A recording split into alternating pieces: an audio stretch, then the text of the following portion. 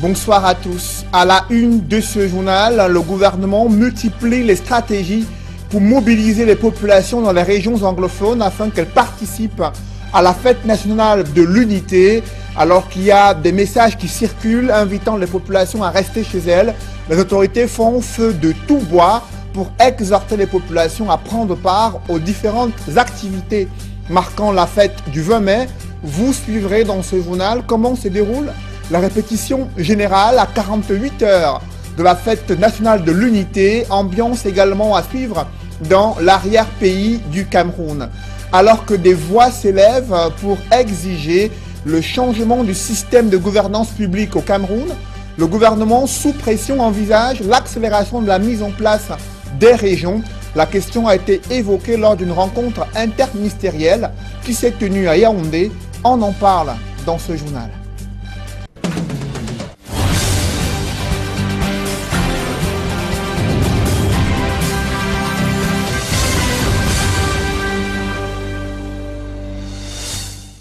Merci de suivre cette édition complète de l'information sur Equinox Télévision. Ils sont 180 soldats nigérians qui vont illuminer le boulevard du 20 mai dimanche prochain lors de la fête nationale de l'unité. Ils étaient la principale attraction lors des répétitions générales qui se sont déroulées dans la cité capitale.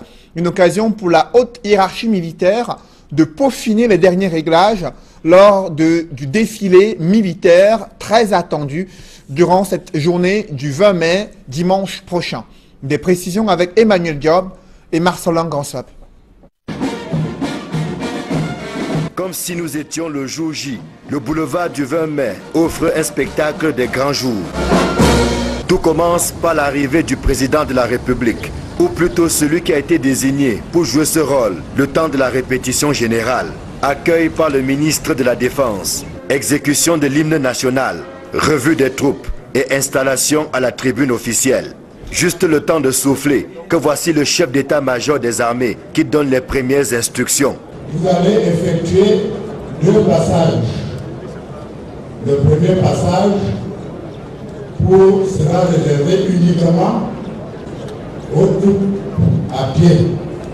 Le deuxième passage va concerner l'ensemble du dispositif du défilé. Les hommes dans les carrés doivent rester alignés, aussi bien dans les rangs que dans les colonnes. En marchant, ils doivent garder le corps droit, balancer le bras depuis l'épaule, sans le plier, les doigts réunis, de l'arrière vers l'avant et de l'avant vers l'arrière.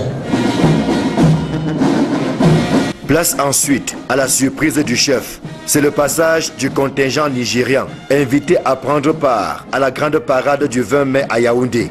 C'est la principale attraction de la 46e fête nationale de l'unité.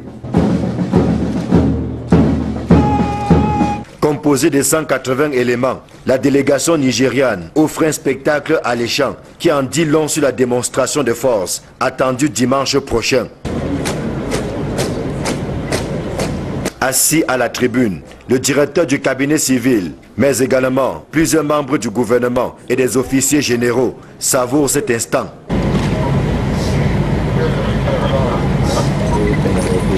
Place ensuite au passage des forces armées camerounaises. Plusieurs carrés vont se succéder dans une symphonie à faire des envieux. Le défilé militaire est calé sur 1 heure, pas une seule minute de plus. Ce que rappelle le chef d'état-major des armées, le général de corps d'armée, René-Claude Meka, en insistant sur la gestion du temps imparti. Les écarts, les distances entre les carrés, il faut respecter ces distances parce que le défilé ne dure que 1 heure. C'est-à-dire partie à pied 30 minutes, partie motorisée 30 minutes. Donc il n'y a pas de temps à faire. Il faut garder les distances parce que ça permet de bien défiler sans trop de pression et de terminer le défilé dans les délais. Le ton est ainsi donné pour une parade qui se veut exemplaire le 20 mai prochain. Bon à savoir, le défilé militaire est placé sous le commandement du général de brigade, Joseph Nouma, commandant de la 11e brigade d'infanterie motorisée à Ebolova. Une grande première pour ce fils d'Union Ekele, promu général le 29 juin 2017 par décret présidentiel. Et le chef de l'État du Cameroun préside les défilés civils et militaires marquant la 46e édition de la fête nationale de l'unité. Cette parade débute dimanche prochain vers 10 h au boulevard du 20 mai à Yaoundé. Selon le programme officiel, les différents défilés s'achèvent autour de midi et dimanche soir, le couple présidentiel offre une réception à des convives triés sur le volet dans le cadre de ces activités marquant la fête nationale de l'unité. Une retraite au flambeau est prévue demain, samedi, entre 18 h et 20 h dans les rues de la capitale Yaoundé. Un office religieux est également annoncé dimanche 20 mai 2018, très tôt le matin, du côté de Yaoundé. Et dans le chaudron de la crise anglophone, le gouverneur du Sud-Ouest, qui dément les allégations de restriction de la circulation des personnes et des biens dans sa région, Bernard Okalabilai précise qu'il n'a pas interdit aux populations de vaquer à leurs activités durant ce week-end de la fête nationale de l'unité. Il dénonce une manipulation de l'opinion. Le gouverneur du Sud-Ouest exhorte plutôt les populations à sortir massivement pour prendre part aux activités marquant la fête nationale de l'unité. Selon un communiqué du gouverneur du Sud-Ouest, seule la circulation des mototaxis est suspendue dans cette région anglophone. Et un parti politique de l'opposition qui annonce sa participation à la fête nationale de l'unité, c'est le SDF, le vice-président Joshua aussi, qui annonce que le SDF compte prendre part aux différentes activités marquant le défilé, marquant la fête nationale de l'unité dimanche prochain sur l'ensemble du territoire national, selon une sortie de Joshua aussi, vice-président national du SDF. Et parlons à présent des préparatifs de cette journée du 20 mai dans le département du Mungo. Vous allez le découvrir, notamment dans la localité de Mbanga et Djombe Pendia. Les préparatifs s'accélèrent. La place des fêtes qui font peau neuve, c'est le constat de nos reporters Jacquino Molon et Xavier Foka. La place des fêtes de la ville de Mbanga refait sa toilette à quelques heures de la célébration de la 46e édition de la fête de l'unité. Sous la coordination du capitaine Essanga Bonaventure, établissements scolaires et hommes en tenue ont participé aux dernières répétitions. Ici, tout se passe bien. À Mbanga, les préparatifs vont en bon train. Toutes les décisions sont prises pour qu'il n'y ait pas de trouble. Vous voyez, nous sommes à un jet de pierre de la zone trouble. Donc il y a de quoi être inquiet. Mais je suis sûr que rien ne va arriver puisque l'autorité administrative de la place a pris toutes les options pour que tout se déroule bien. À quelques kilomètres de là, nous sommes en Djombe Pendia, où le scénario et le son des préparatifs sont pratiquement les mêmes. À côté de l'enthousiasme des répétitions, les autorités pensent que la ville est un exemple du vivre ensemble. Le vivre ensemble, il est effectif à Djombe Pendia. Djombe Pendia, c'est d'abord ce Cameroun en miniature côté tendance sociologique. On y retrouve toutes les composantes sociologiques. Un discours qui va dans le même sens que les valeurs prônées par le thème de cette année. Mais la situation sociopolitique actuelle du pays amène certains à émettre des réserves. Le vivre ensemble se fait ressentir, mais il ne faudrait pas ignorer qu'il y a cette situation, il y a un mal profond. On ne peut pas parler d'unité nationale en oubliant nos frères du sud-ouest et du nord-ouest, d'autant plus que c'est des Camerounais. En attendant une résolution effective du problème, écoliers, lycéens et hommes en tenue continuent avec les préparatifs. Une fête nationale de l'unité sur fond de galère dans le département du Mbamekim. La traversée du Natigal est un risque pour les populations qui ne disposent pas de pont sur ce fleuve. Dans une localité à Liguefomo et Monatélé dans le département de la Leké, l'absence d'eau, d'électricité et l'insuffisance des infrastructures plombent le développement de ces différentes localités de la région du centre, Charles Melingui, Élisée Bogba et Ike Cyril. Alors que se célèbre la fête nationale de l'unité, les populations du département du Bas-Mekim ont plutôt la tête aux difficultés qui minent leur quotidien. Pour avoir une bonne santé, le producteur agro-pastoral, surtout en zone rurale, devrait avoir de l'eau de bonne qualité, devrait avoir de l'électricité, devrait avoir un habitat décent. Pour toucher du doigt ces difficultés, il faut se rendre à Natigal. La traversée du fleuve ici est un véritable calvaire. Lorsque le bac ne fonctionne pas, nous sommes obligés de prendre les pirogues comme vous avez vu tout à l'heure. Que ce soit d'ailleurs par le bac ou que ce soit par la pirogue, la traversée est toujours payante.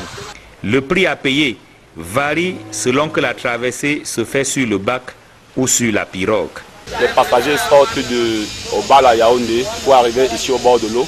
Nous sommes là, on décharge ça, on prend les passagers pour les faire traverser, les frais de traverser à 500. On fait une petite transaction, on arrive de l'autre côté, le passager nous paye. On fait encore une autre nouvelle transaction, là-bas on porte les passagers à 500 le prix, on les ramène ici. Une fois en Thuy, l'on fait face au manque d'eau potable. Les robinets étant au régime sec, il faut parcourir des kilomètres et parfois payer cher pour trouver une rivière. Porter bidon comme ça à 250. Parfois que je me charge un petit bidon, 11 bidons. Je m'en sors, je pars livrer sur 5. Et avant la soirée là, il sera complet. Excédées et désemparées, les populations crient au secours et en appellent aux autorités municipales. C'est toute la ville d'Nthuy qui puise l'eau au quartier Nilon. Quand vous arrivez sur les lieux, vous voyez la tracasserie des enfants et tout, ça décourage. Je demande un soutien à la mairie d'Nthuy, qu'on essaye de bien aménager ces points d'eau. Non loin de là, à Eling Fomo, dans le département de la Léquié, la situation n'est guère reluisante, au point où les populations croient être ailleurs que chez eux au Cameroun. C'est comme si nous n'étions pas les habitants du Cameroun, parce que chaque jour nous achetons soit un litre de pétrole pour mettre dans les lampes, soit des bougies. Et si toi, le parent, tu n'as pas de moyens pour acheter le pétrole chaque jour, qu'allions-nous faire? À Ndama 2, il y a quand même un peu de bitume. Mais l'adage selon lequel, là où la route passe, le développement suit, est battu en brèche. Et les élus du peuple, incapables de réagir, écrasent plutôt une grosse lame. Député des populations de zones rurales, je ne vois pas quel autre miracle que de se fondre avec sa population et de vivre vraiment les réalités des populations. En cette période de fête de l'unité, difficile d'évoquer les questions de développement avec ces populations. Celles de Monatélé notamment, doivent encore recourir aux méthodes archaïques pour leurs projets d'agriculture ou d'élevage. Dans un tel contexte, des voix s'élèvent de plus en plus pour exiger le changement du système de gouvernance publique au Cameroun, et le gouvernement sous pression envisage l'accélération de la mise en place des régions et le transfert de nouvelles compétences aux communes. Ces propositions visent à contrecarrer l'option du fédéralisme et les velléités séparatistes anglophones. Cependant, aucun calendrier de mise en œuvre de ces propositions n'a été clairement indiqué jusqu'ici. Élisée Bogba et Guy Zogo. Le gouvernement va-t-il lancer la mise en route des régions au Cameroun? Sur ce sujet, le comité interministériel des services locaux, présidé par le ministre de la décentralisation et du développement local, qui vient de se tenir à Yaoundé, s'est jeté à l'eau. Il nous faudrait aussi engager et poursuivre, pour celles déjà en cours, les réflexions relatives à la mise en place du second échelon de la décentralisation, que sont les régions, et définir le bloc des compétences qui devront leur être transférées, de même que les modalités de leur exercice. Au cours de ces assises consacrées à la marche de la décentralisation au Cameroun, en battant sa coulpe, le gouvernement suggère aussi de renforcer les pouvoirs des communes qui n'ont cessé de décrier d'être dépourvues en ressources. Il faudrait sans doute procéder au relèvement du niveau de la dotation générale de la décentralisation, notamment dans son volet investissement, ainsi que sa mise à disposition à temps. Peut-être faudrait-il aussi envisager en cette matière le passage des délégations de crédit pour l'exercice des compétences transférées au système de dotation plus flexible et plus efficace. Néanmoins, le gouvernement insiste aussi sur les insuffisances qui sont notées dans le cadre du déploiement de la décentralisation à une plus grande échelle. Ces insuffisances, ces limites et ces faiblesses portent pour l'essentiel sur un déficit réel des ressources de tous ordres, notamment financières, matérielles et humaines, mises à la disposition des collectivités territoriales décentralisées pour la réalisation du développement local. Pour autant, pour les acteurs étatiques en charge de la décentralisation, il est évident qu'aucun état de grâce ne leur sera plus accordé. Il n'y a donc pas d'état de grâce, ni pour vous, ni pour moi. A contrario, nous avons plutôt, vous et moi, une obligation de résultat. J'allais dire, une obligation de résultats à la fois rapide, pertinent et concret. Il reste, comme l'ont rappelé les membres du comité interministériel des services locaux, que le président de la République attend des propositions de leur part au sujet de ce coup de fouet à donner à la décentralisation au Cameroun. Rien ne dépend donc d'eux, mais du bon vouloir du chef de l'État qui aura le dernier mot.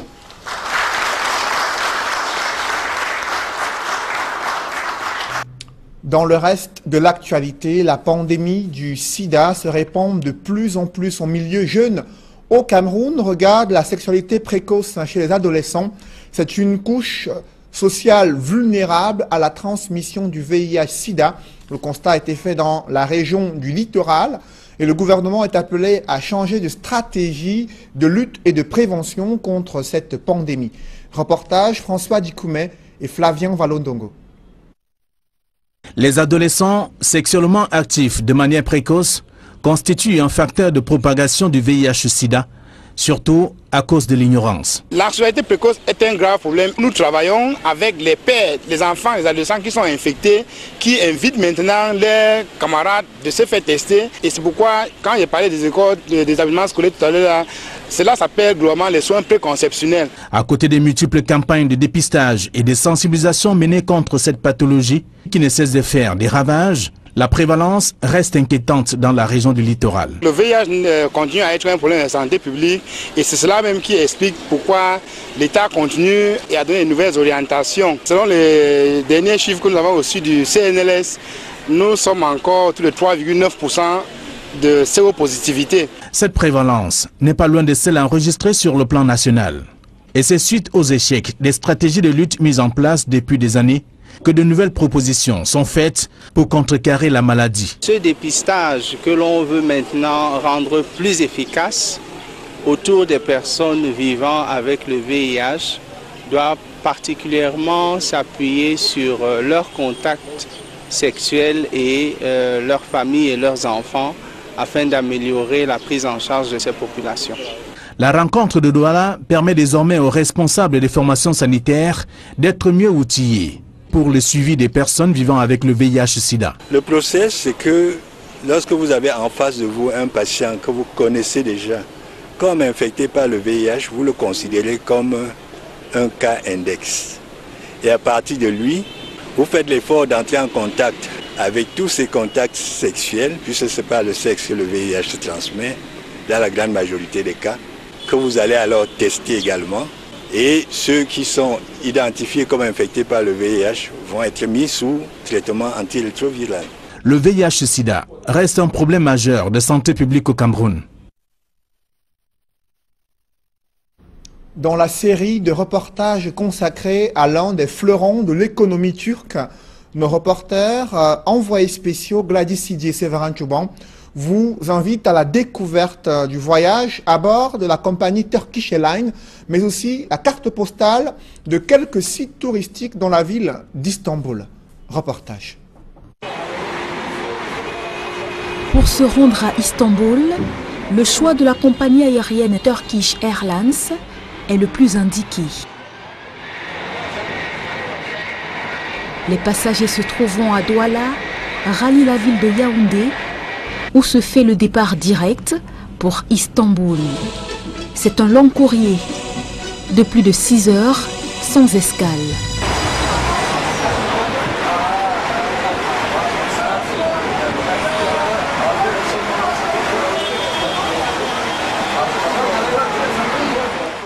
Les conditions à bord vous font vite oublier la longue période d'attente avant l'atterrissage à l'aéroport d'Istanbul.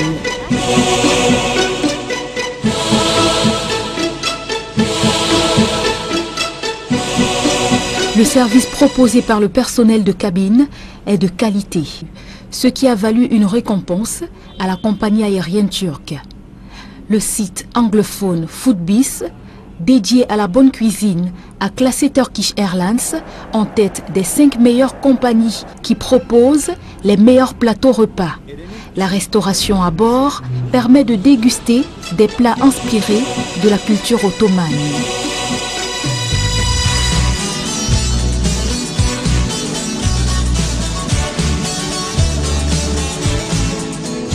En plus de cela, sur le vol Turkish Airlines, les passagers sont autorisés à emporter en classe confort ou économie un bagage à main de 8 kg maximum.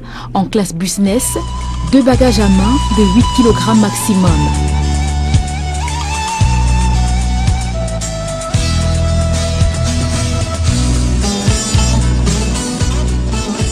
Les enfants de moins de 2 ans qui voyagent avec leurs parents peuvent aussi emporter un bagage à main. Pour les bagages en soute concernant les vols internationaux, en business class, 30 kg, en classe confort 20 kg et en classe éco 20 kg.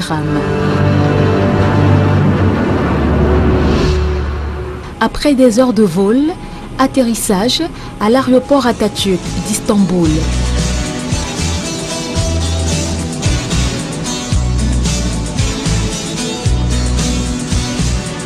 Situé non loin de la mer Marmara, sur la partie européenne de la métropole turque. Le balai des avions est impressionnant. L'aéroport est situé à 15 km à l'ouest du centre d'Istanbul.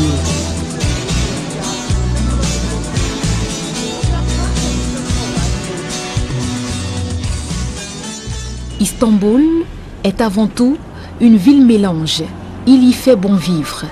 L'activité touristique favorise la création de petits commerces. Mais, oui, mais, bueno, bonito, barato, ¿quieres? 3 liras. Ils sont nombreux à se regrouper aux abords des sites touristiques pour proposer des variétés locales. Ils s'expriment en turc et très peu d'entre eux parlent couramment anglais. Mais on réussit tout de même à déconstruire ces barrières linguistiques. Welcome to my country. Welcome to my country. Have a nice day. Les spécialités locales qui sont proposées sont très appréciées. La cuisine turque, riche en pâtes, viande, poissons, légumes et desserts. Les footballeurs camerounais qui évoluent ou ayant évolué dans le championnat turc sont adulés. Ici, à l'instar de Samuel Eto'o, Webo ou encore Vincent Aboubakar.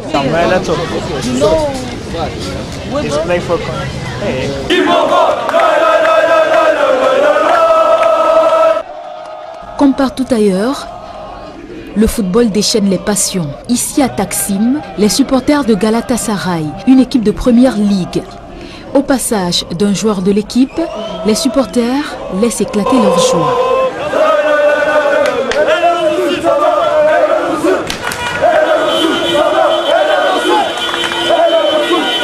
La bière locale coule à flot dans ces coins chauds. Istanbul est aussi devenue au fil des années une destination commerciale. De nombreux commerçants à travers le monde s'y rendent pour faire des achats. Les lieux les plus prisés pour cela sont les malls, des sortes d'hypermarchés ou encore le grand bazar d'Istanbul avec de milliers de boutiques qui jonchent les différentes rues. De manière générale, la vie est bien accessible à Istanbul. La population locale est très conviviale.